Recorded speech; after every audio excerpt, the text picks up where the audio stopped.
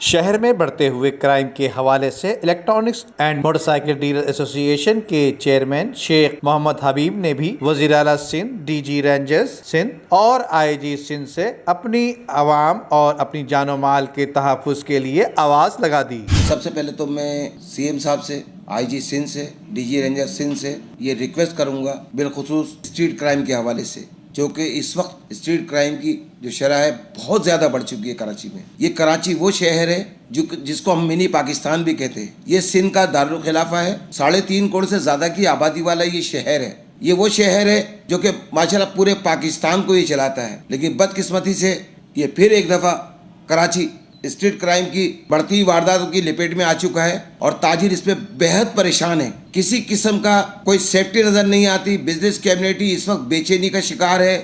कारोबार वैसे ही नहीं है कोविड के हवाले से, लेकिन जो सही से कसर ये स्ट्रीट क्राइम ने जो जन्म लिया हुआ है, इससे बेहद इस वक्त ताजिर जो है परेशान है। बिलखुसूस कराची की 3.5 करोड़ आवाम, कुछ नहीं पता कहाँ क्या हो जाए। 10 मिनट के वाक़े के ऊपर कहाँ गाड़ी रोक के उनसे गन पॉइंट के ऊपर तमाम चीज़ें ख़वातीन की उतार ली जाती हैं। इसी तरह दुकानदार बैठा होता है तो एक साथ 3-3 मोटरसाइकिलें आती हैं, 6-6 सवार आते हैं। उन्हें कोई चेक करने वाला नहीं है कराची की शाहराहों पे कि उनके पास पिस्टल लगे हुए। एक बंदे के एक गाड़ी से 2 अफराद उतरे, 2 आदमी के बाद 2 पिस्टल लगे हुए, 3-3 गाड़ी यानी 6-6 अफराद एक वक्त के अंदर डकैती डाल रहे हैं एक साथ मिल के, और ये चेन सिस्टम बना हुआ है। मैं ये समझता हूँ कि इसके ऊपर आईजी सिंध को देखना होगा, डीजी रेंजर्स को देखना होगा, सीएम साहब को इस पर तवज्जो देनी होगी।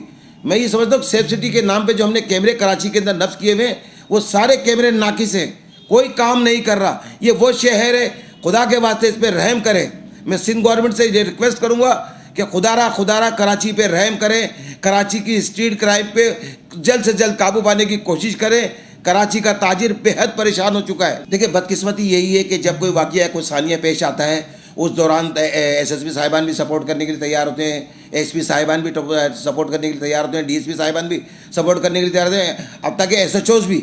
लेकिन सिर्फ वो 2 से 3 दिन तक नज़र आता है सिस्टम, उसके बाद दोबारा वही मामूल की ज़िंदगी हो जाती है। कोई ट्रैफिक मकसद ये कहने का कोई सिपाही नज़र नहीं आता, कोई पिकेट नज़र नहीं आती, कोई गश्त नज़र नहीं आता। लेकिन ये काम ज़रूर हो रहा है, जो कि काम में जो है मकसद है कि सिंध गवर्नमेंट की नॉलेज में लाना चाहता हूँ कि गाड़ियाँ हैं, जितनी भी गाड़ियाँ हैं, मोबाइल हैं, जितने भी मकसद एहलकार मौजूद हैं, ना काफ़ी है 3.5 करोड़ आबादी के शहर में, लेकिन जो मौजूद हैं उनका भी काम ये है कि वो अपना किरदार जो है, ज़्यादातर लोग उसके अंदर लैंड माफिया के अंदर लगे हुए हैं, ज़मीनों के कब्ज़ों के चक्कर में लगे हुए हैं, दूसरी जगहों पे तवज्जो दे रहे हैं। मकसद शाहराहों पे, मार्केटों पे, जहाँ मकसद है कि लोग अपना रोज़गार कमा रहे हैं, वहाँ तवज्जो नहीं है।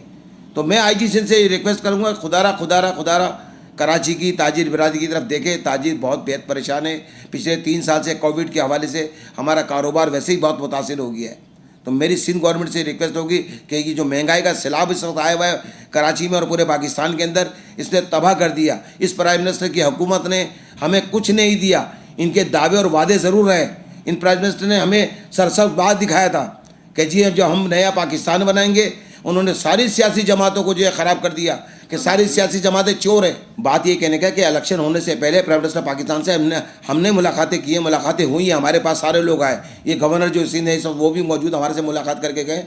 अपने सदर साहब भी हमसे कराची के ताजिरों से मुलाकात की है और पूरे पाकिस्तान के ताजिरों से मुलाकात की है। लोगों को इन्होंने यकीन दहानी कराई है और इन्होंने एक इस तरह का मकसद पैदा किया कि अवाम जो है बिल्कुल इनकी बातों पर यकीन किया कि ये 2 पार्टियाँ हम इस्तेमाल कर रहे थे। आए दिन हमें थोड़ी सी प्रॉब्लम होती थी तो हम ही समझते थे कि शायद ये नया पाकिस्तान बनाने की बात कर रहे हैं, नया निज़ाम लाने की बात कर रहे हैं। वक्त आने से पहले इन्होंने कहा जी हमारे पास 200 टेक्नोक्रेट हैं, अगर जब हम मुल्क में आएंगे, हम वज़ीर आज़म बनेंगे तो हम जो है एक ऐसा पाकिस्तान बनाएंगे, सरसब्ज़ पाकिस्तान होगा, ग्रीन पाकिस्तान होगा, दुनिया के दूसरे सूबों से लोग आके नौकरियाँ करेंगे, दूसरे मुल्कों से आके काम करेंगे। तो हम तो ये समझ रहे कि माशाल्लाह पाकिस्तान के अंदर 90 दिन के अंदर इलेक्शन होते ही हमारा जो है निज़ाम बहुत अच्छा हो जाएगा।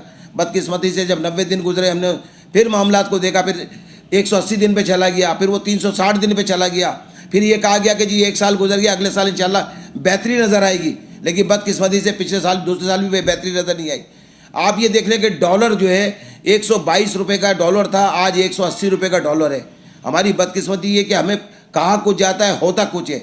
पिछले महीने वज़ीर ख़जाना से हमने मुलाकात की, उस पर हमने IMF के हवाले से बताया कि आप IMF की सिस्टम में जाके बैठ गए, हमारा जो GDP ऑलरेडी पहले ही उसमें है, हम समझ नहीं पा रहे हैं कि मकसद है कि हुकूमत पाकिस्तान करना क्या चाह रही है। महंगाई का जो सैलाब है वो इस तरह नज़र आ रहा है। अब ये जो मिनी बजट आया आपने देखा, इसके अंदर ये कहते हैं हमने 200 अरब रुपए का बजट जो है हमने उन लग्जरी चीज़ों पे लगाया। नहीं सर, लग्जरी चीज़ों पे नहीं लगाया, आपने 250 अरब रुपये मजीद नीचे भी लगा दिया, आपने पेट्रोल के सिस्टम पे लगा दिया, आटे पे, चीनी पे, हर चीज़ पे उसको बढ़ गया है। कोई चीज़ ऐसी बता दें कि जिसपे महंगाई का सैलाब नहीं हुआ हो। पेट्रोल के रेट आप देख ले, बिजली के निरखों में दिन ब दिन इजाफा। मेरा प्राइम मिनिस्टर कहता था कि जो बिजली में इजाफा करता है, पेट्रोल में पैसे बढ़ाता है, वो हुकूमत चोर होती है। तो प्राइम मिनिस्टर पाकिस्तान, हम आपको क्या समझें? आपके वज़रा जो हमें बयान दे रहे हैं, हम इसको क्या करें?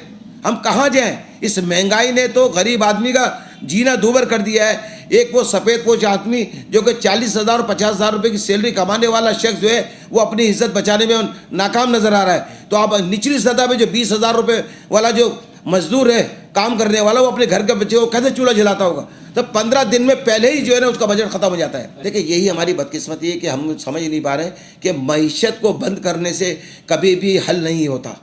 मईशत को तो हमने चलाना है कोविड के अंदर। ये कोविड कब तक रहेगा कुछ नहीं कहा जा सकता, लेकिन अगर हम इसी तरह अगर इस सिलसिले में रहेंगे कि मकसद है कि वफाक चाहे कुछ और सिंध सूबा चाहे कुछ, और इनकी आपस की चक्करबाजी के अंदर हमारा ताजिर तबाही की तरफ चला जाए, तो खुदा ना खास्ता ये हमारा मुल्क हालत जंगी की तरफ ना चला जाए। शहर कराची में हर तरफ बेरोजगारी, महंगाई की वजह से लूटामारी आम होती जा रही है। इस हवाले से हुकूमत इंतजामिया को बेरोजगारों को रोजगार फराहम करना होगा। नदीम सिद्दीकी, मेट्रो 7 पाकिस्तान।